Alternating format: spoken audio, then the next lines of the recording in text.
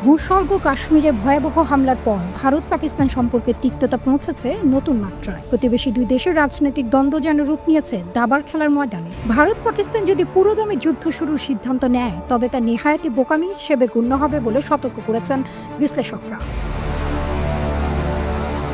প্রতিপক্ষকে হারাতে একের পর এক চাল চালছে দুই দেশ, তবে একটি ভুল পদক্ষেপে তাসের ঘরের মতো ভেঙে পড়তে পারে দুই দেশের যৎসামান্য কূটনৈতিক সম্পর্কটুকু। পর্যটক হত্যাকে ঘিরে নতুন করে পাক ভারত দ্বন্দ্ব যে গতিতে এগোচ্ছে তা দুই দেশের জন্য এই দীর্ঘমেয়াদে লোকসান ডেকে আনবে বলে ধারণা তাদের। এমন সংখ্যায় প্রকাশ করেছেন ভারতীয় রাজনৈতিক বিশ্লেষক এস.ডি. মুনি। তিনি বলেন, নিজ দেশের মানুষের কাছে শক্তিশালী প্রমাণিত হওয়ার জন্যই ভারত ও পাকিস্তান প্রশাসন একের পর এক পদক্ষেপ নিয়ে যাচ্ছে। দুই পক্ষই চাইছে দেশের জনগণের কাছে প্রমাণ করতে যে তারা প্রতিপক্ষকে শক্ত জবাব দেবে। এর মধ্যেই নিজেদের শক্ত অবস্থান প্রমাণ করতে বিভিন্ন পদক্ষেপ নিয়েছে নয়াদিল্লি ও ইসলামাবাদ। সীমান্তে গোলাগুলির পাশাপাশি একদিকে পাকিস্তান নিজেদের আকাশসীমা ভারতের জন্য বন্ধ করে দিয়েছে, অপরদিকে 1960 সালের সিন্ধু নদের পানি বন্টন চুক্তি প্রত্যাহার করে নিয়েছে ভারত। সামাজিক যোগাযোগ মাধ্যমে চলছে পাল্টাপাল্টি দোষারোপের প্রতিযোগিতা, যেখানে যোগ দিয়েছে সাধারণ নাগরিকেরাও।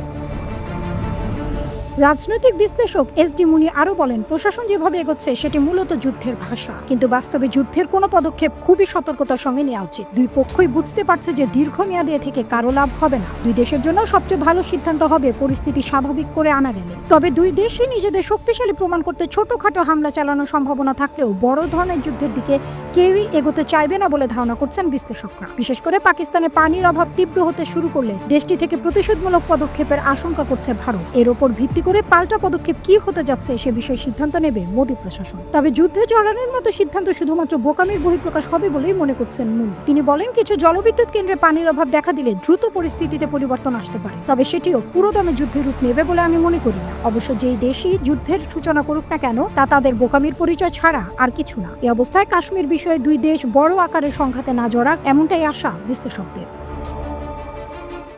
কেমন আছেন সবাই? আমি মিষ্টি জান্নাত, বুঝতেই পারছেন। সো আমি আজকে এসেছি একটা সুন্দর একটা বার্তা নিয়ে। সেটা হচ্ছে ইউএসএতে নতুন একটা টিভি চ্যানেল ওপেন হতে যাচ্ছে, নাম হচ্ছে প্রজন্ম টিভি। প্রজন্ম টিভিকে অনেক অনেক শুভকামনা, শুভেচ্ছা, এবং আমরা অতি শীঘ্রই যারা আমরা রেগুলার ইউএসএতে যাই, যারা কিনা আমরা সিটিজেনশিপে ট্রাই করছি, বা আমরা যে কোনো কাজে যারা আমরা যাব, তো ইউএসএতে যে নতুন নতুন চ্যানেলগুলো হবে তাদেরকে অবশ্যই অনেক অনেক শুভকামনা জানানো প্রয়োজন। সেক্ষেত্রে প্রজন্ম টিভি আবার এত সুন্দর সুন্দর আয়োজন করছে, প্ল্যানিং দেখেছি, সাথে আছে আমাদের দেবাশিস দাদা, এত সুন্দর সুন্দর প্ল্যানিং করবে, আপনারা তো সবাই জানেন।